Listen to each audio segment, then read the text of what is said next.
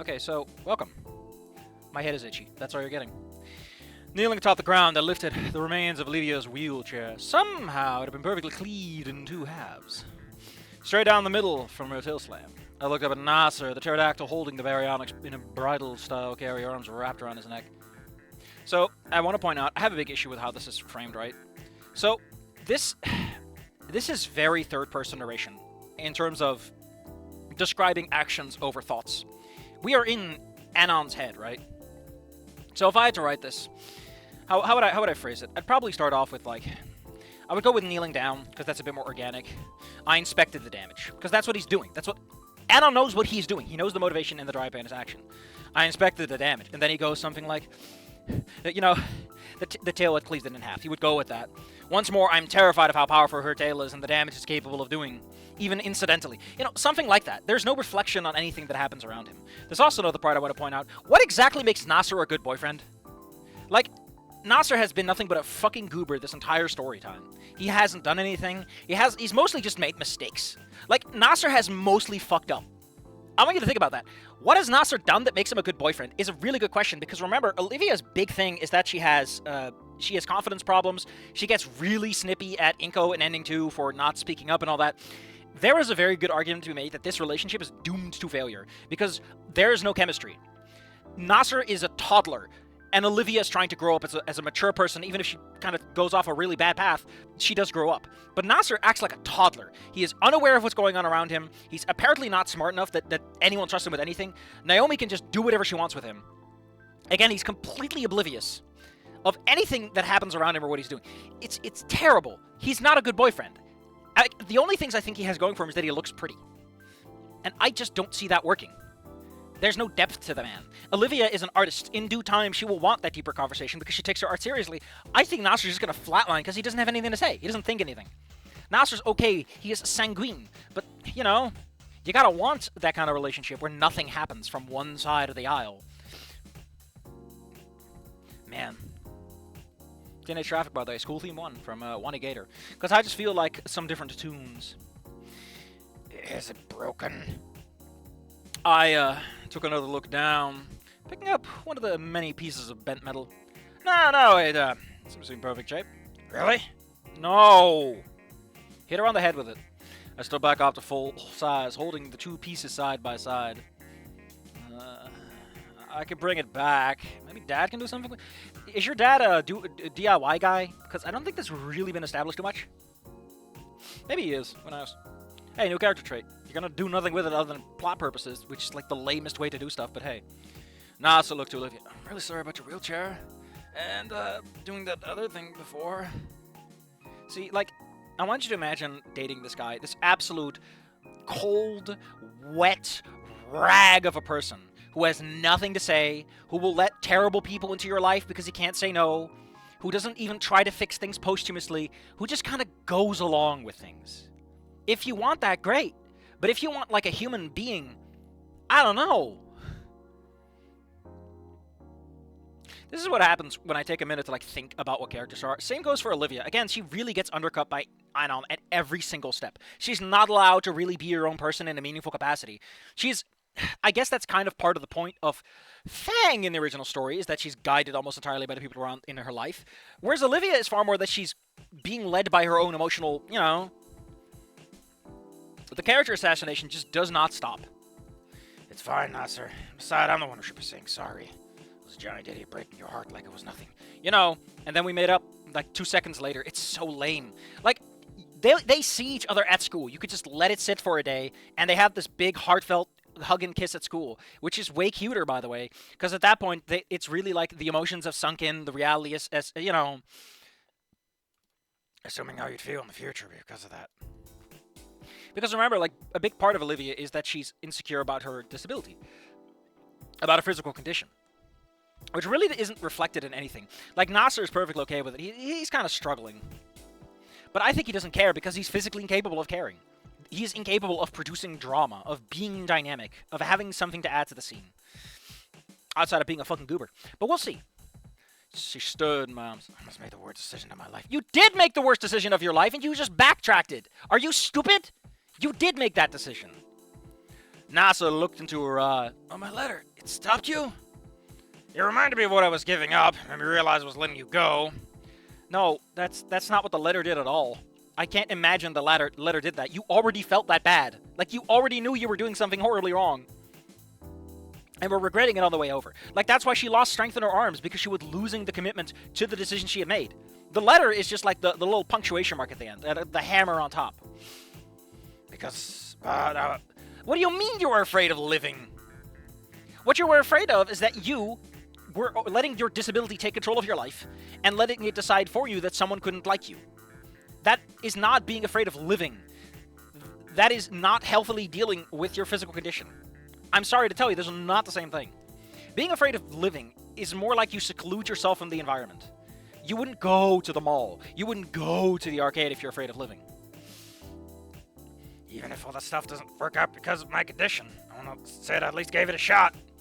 And do everything I can to make it work with you, Naser. I still don't think this can actually work. Like, remember, I don't see what anyone sees in Naser.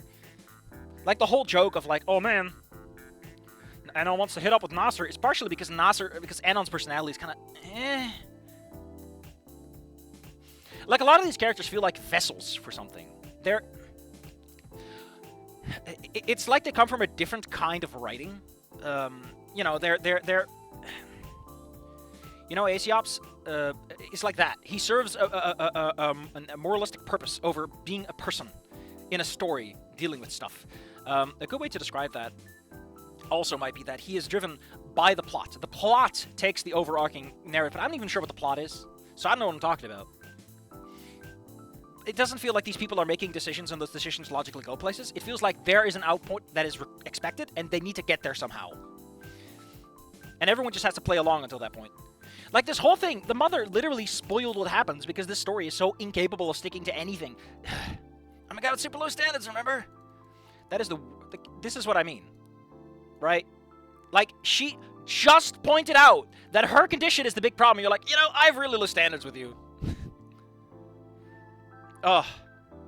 Like, I can't see anyone being happy with Naser for long unless they just want to pull him along on a string. He comes across as, like, really stupid. But I would like to point out that in Snoot Game, the thing that defines Naser throughout much of the story is he really cares about Fang. He really wants to help Fang. To some extent, he wants to be friends with Anon. Like, they get along pretty well. He's smart enough to become a doctor at some point, or to at least study to become a doctor. Like, the way the story and everything pans out, Naser's not stupid. You could say a similar thing about Damien. Damien is not good with math, but he's emotionally very intelligent. And he clearly knows how to make a situation work. Which is why when he's absent, everything falls apart. Like, Naser has neither of these things going for him. I don't see the point of the character. He just seems like a little whiny baby at times, at best. That's like the most he contributes, but he never does anything really meaningfully or with purpose or with any particular conviction. He's a little accident-prone little boy. And that's sad. That's just sad. The lowest of them all. I don't know where to give him that sappy moment and to be with my thoughts, but I'm not going to think anything.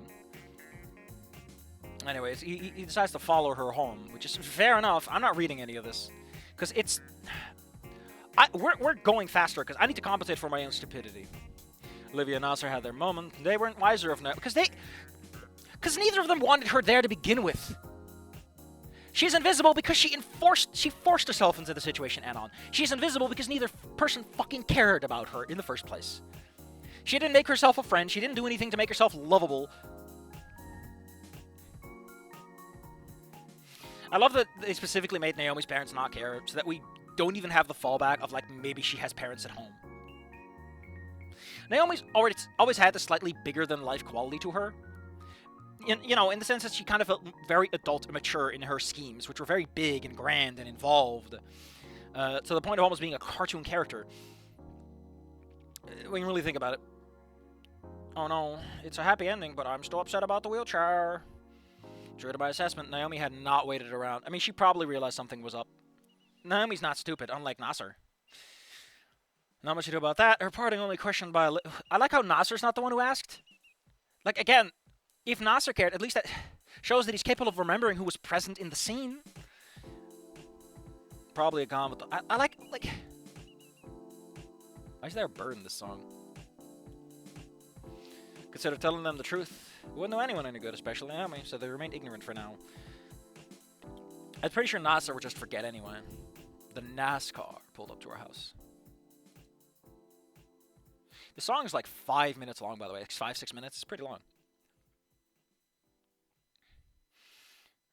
Oh yeah, they have to carry her now and take all the remains along.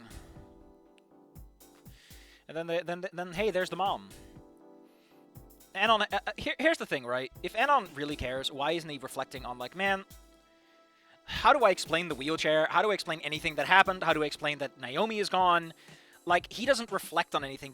He doesn't worry about consequences because there are no consequences. Anon is not a person in the story. He is just kind of an understudy that shows up every once in a while to do something. Which, again, is really weird for your protagonist to just be this disinterested in his own circumstances. Like, have something to fucking say, asshole! Come on! This is what I mean with, like, it's written like a manga or a comic, in that it's very much focused on the visual activities, but it doesn't really care about the mentality of things, which is, you know, where writing comes in. What happened? Oh yeah, mom's like, oh, what about it? And then they just explain it. It was a long story, left it at that, and Naser is like, oh, I kissed your daughter. I'm pretty sure she did that before, but I like how now it's a big issue. Again, I'm pretty sure they've kissed before, right? On the parking lot, or did I just hallucinate that? Or did the author hallucinate that he did? And your dad showed up. I like how you pretended your dad just showed up. Was like, come on, man, are you that vigilant when you're looking at Naser being an idiot? They're dating again. Naser plays along. I like how you're the one carrying Olivia. That's such a... Like, I imagine neither is good, because if you carry her, it feels more significant, but if Naser carries her, it feels more romantic. You know what I mean? Mom's eyes lit up. Oh, how great. The glint is beer from Dad's glasses.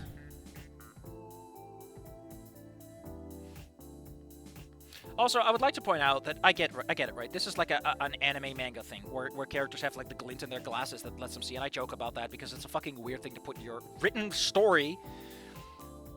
But the big problem I have with it, right, is overdoing the trope just kind of kills it. And it really feels like that's what his dad just does, okay? It's not diluted and feels like a significant moment. It's just how his dad operates. It's all he can do. How is this man a good father if this is how he responds to situations? Is with skepticism and like, that feels like something that should leave a mark on you. I don't know. Feels like Olivia would end up as a different person, considering she's constantly surrounded by a guy who is entirely defined by his scrutinization of the environment. But no, that would require anything to change. And, you know, we're dealing with the age-old fanfic problem of we gotta do the main story.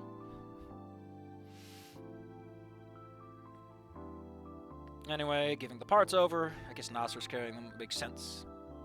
I don't know. At that point, it feels like Naser did it, doesn't it? There is no good answer to the question who does what in this context.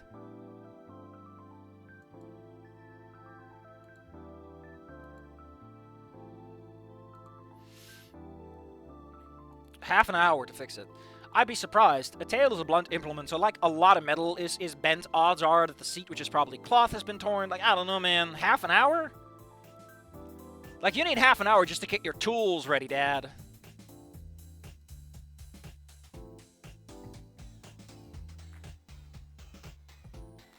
Man, Dad's just like, yeah, don't worry. You did something that's super suspicious, but don't worry, you have my blessing. Like, in any other story, this would be like a moment for a character, right? To be like, wow, really?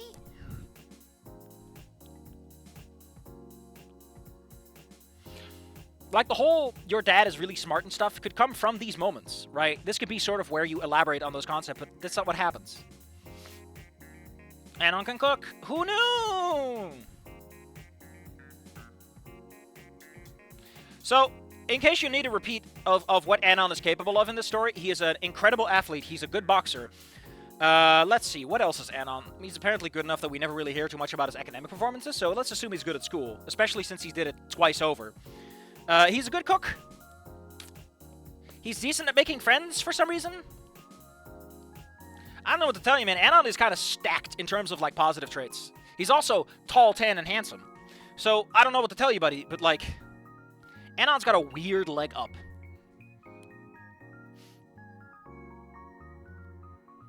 I've already pointed out that I don't know if Anon could ever marry anyone without constantly feeling this disjointment. He would have to date someone older, and that's equally awkward, in a way.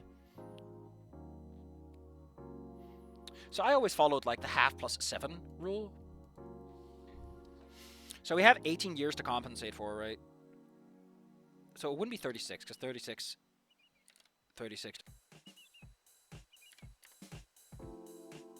I don't even know what I'm trying to do here. Safi, you can't do math if you don't know what your solution looks like. Well, what the solution looks like is simple. I want to know at what age the discrepancy is accounted for. An age difference of 18 years. I don't want to think about it. My brain's just chugging, just going. I like how he cares. Like, remember that much of the time Anon really hasn't given a shit. Anyway, as your mother, I'm obliged to embarrass you in front of others. I don't know if you can embarrass him in front of Naser. I think Naser is physically incapable of registering any emotion other than, oh no, I'm such a little man. Is Dynamo's for dinner? Oh yeah, what if to take Olivia out to Dynamo's for a date? Dynamo is fine. I've been there with others. The seafood pasta's good. Yeah, they were there like day 1-ish. They had like a little outing. What did you think of the drawing? When and where did you even start? This week. Art books in the library. Took a lot of trial and error. I mean, admittedly, here's the funny thing, right? Even if you haven't drawn in your life before, you can just iterate on something a bunch of times and it'll eventually come out good. Like, the art of art, right? Of carpentry, of everything, is not so much making one good thing, it is consistently making good things on the first go. Or multiple iterations, you know. It's a lot less one good thing and a lot more of the process of making good things. And shortening it. Or making it more streamlined and efficient. This is so weird, because, like, remember that Inko does get lessons from Olivia in Wani, but it is entirely because he feels bad about his... It's multitudinal. It is one, because he really wants to be near Olivia, and, like, the whole art thing means so much to her, so he kind of gets himself involved with her life. On the other hand, the contest, and he feels kind of guilty about that, so it's a dualistic thing. It has to do with the romantic plot, and it fits into the greater plot as a whole. It works from multiple angles. See you Sunday! Sunday, Sunday, Sunday!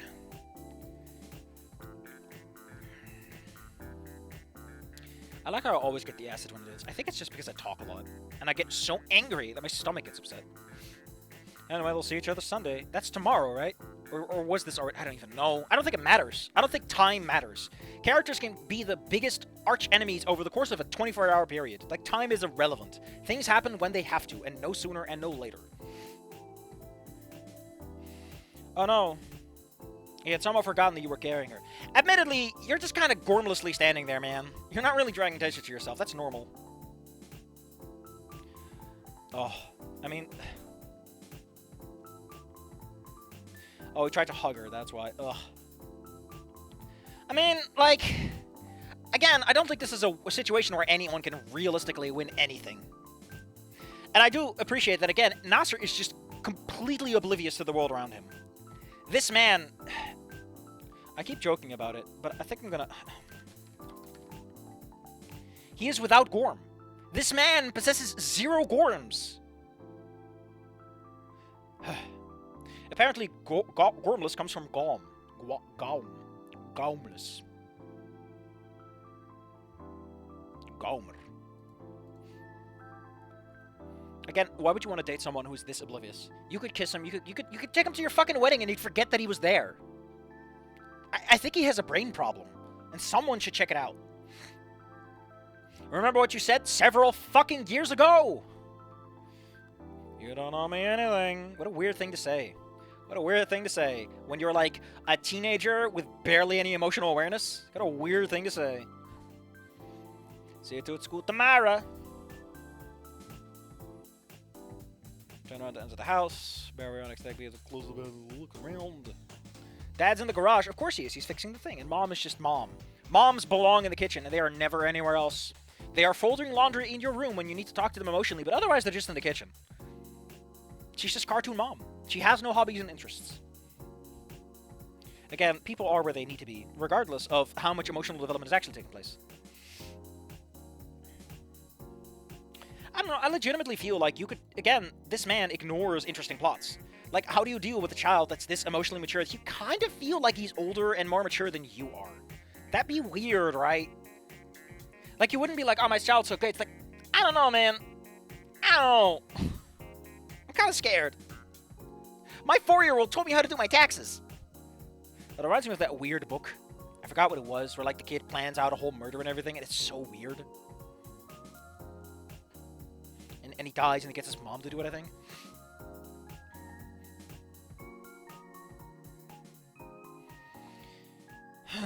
Throws her on the couch. Great. I would like to point out, and I don't know if anyone knows this, but, like, people are heavy, and boxers don't train weightlifting. Right? Boxers don't do wrestle moves. This is wrestling. This is a whole separate set of things. Like, Anon's athletic proficiency is just extended to everything else where necessary. And I get it, right? You can make a character just a big athlete guy, but the problem is that's a bit much on top of everything else that's going on. Anon's emotionally mature, on top of the cooking, on top of the athleticism that stretches out, on top of being good with a guitar, all of which has done things for him. Like, all these things have kind of... They're not just things he does for the sake of them, and they don't really mean anything other than character development. Like, for himself. You know, they have a practical application in the story. Again, there's the birds. I think that means that the song's almost over. Why are the birds at the end of the song? Again, the prongs are in Wani Gator, and they're like this cute little thing that she has very briefly.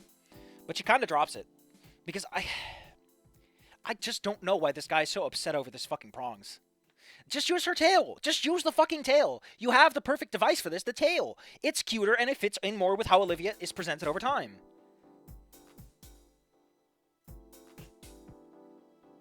Also, if it's a plastic grabber, I assure you, Anna, you're stronger than that. Like, I don't get this, right? I don't get what this is supposed to be. You could say, well, it's a cute little moment between characters. And I'm like, now? Is this the time and space for this?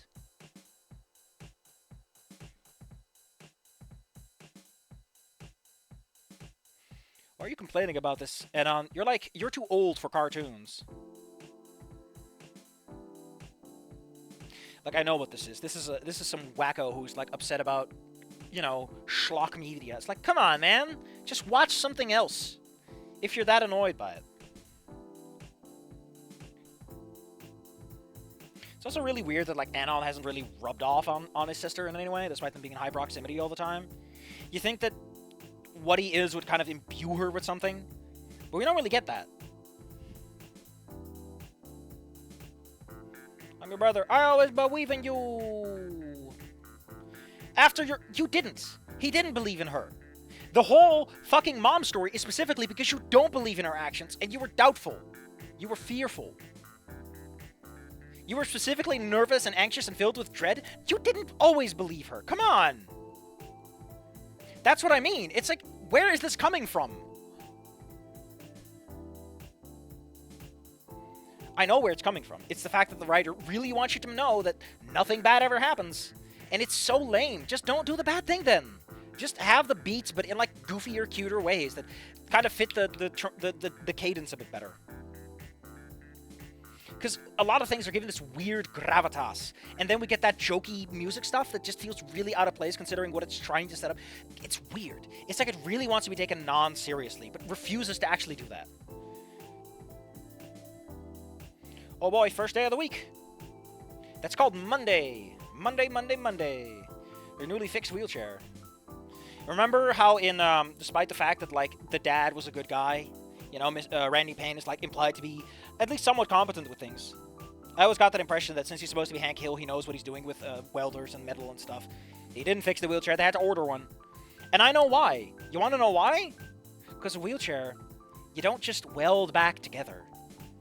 Corinthian leather.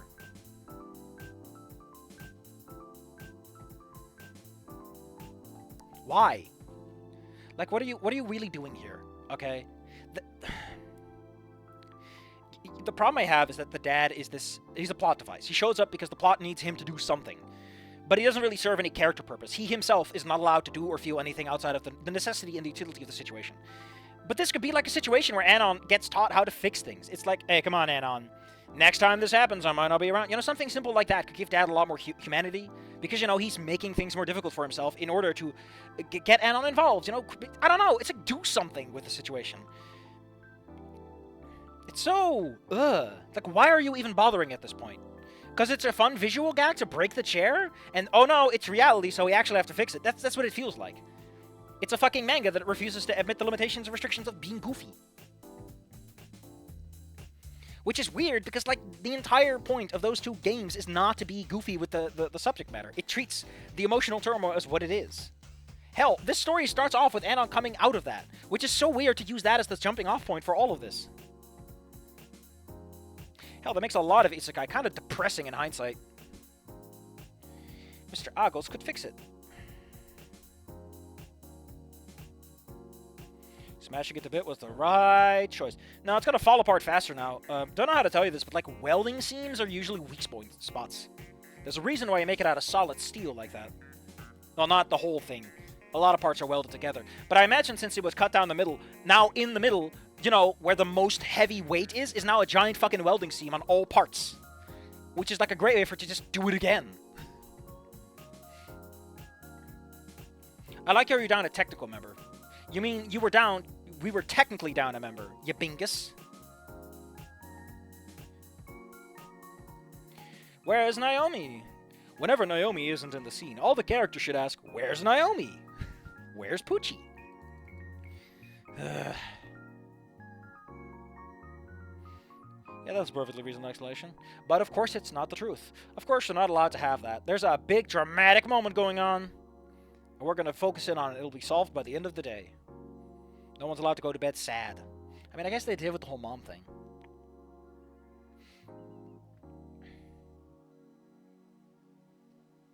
Man, all this weekend, I was so busy with hanging out for one day, one afternoon, that I didn't have time to talk to Fang. The reason you didn't have time to talk to Fang is because you barely see Fang to begin with. Like, Fang is very insular and on their own, and you mostly hung out with Fang because you engaged with them by force. Like, that's how that probably works. In fact, here they are now. I mean, yeah, it's school.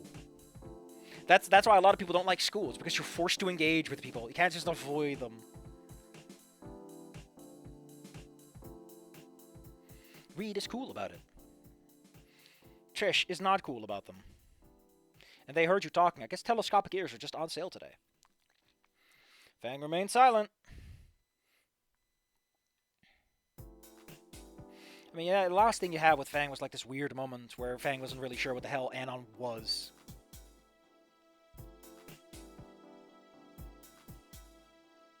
Oh no, he was told to fuck off. Oh no! You know, there's one thing about the school shooting that's always kind of bothered me in hindsight, is that other than it being an extremely extreme situation, if we're dealing with what's going on, it also involved like a bunch of innocent bystanders. It's why E1 in the other one feels a bit better in terms of, like, it's just Olivia and everyone in intermediate environment, aka that Enko knows that is involved in it.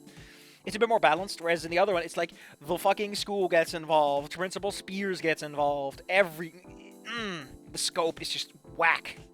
I guess if you want to make a point about that, fair enough, but that's not really the central conceit of the story, which doesn't help it.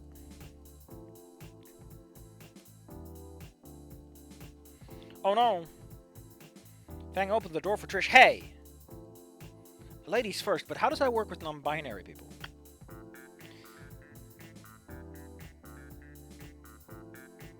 Yeah, neither of you are really sure what to do. Imagine Anon would be more confused about, like, okay, I'm here way too early and I don't know what's going on or what might happen. Like, I know the future, but I know the future a year from now, which is not that useful right now. Things will change in the meantime, especially with his maturity. He knows how much things can change over a couple of years. They go inside.